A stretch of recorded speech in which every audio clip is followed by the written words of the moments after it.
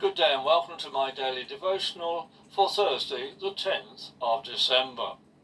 Our reading comes from Hebrews chapter 3 and verses 18 to 19. To whom did God say that they shall not enter his rest, if it was not to those having disobeyed?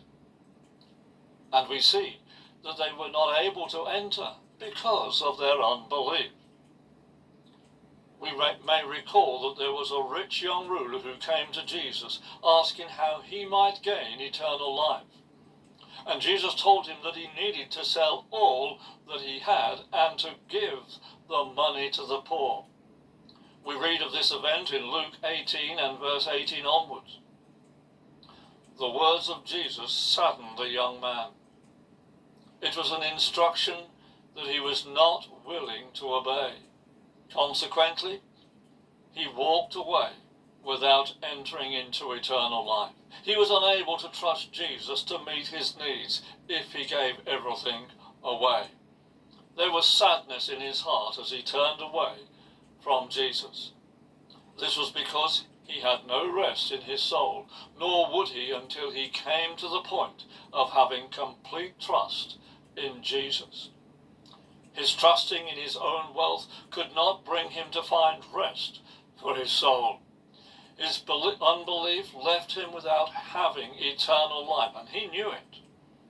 The man's desire to hang on to his treasure on earth outweighed his desire for treasure in heaven. He was unable to enter into God's rest because of his failure to believe that God could meet all his needs. Whatever there is unbelief in our heart, there will always be a blockage to entering the rest of God.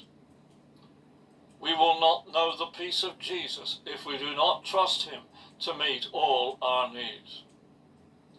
Probably most of us are brought up to look after ourselves and to provide for our own needs, and this is good and right.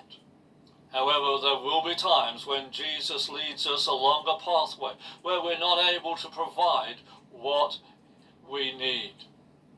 If we choose not to follow that path because we're unable to provide for ourselves, we effectively that we don't trust him to look after us on the pathway that he has called us to walk.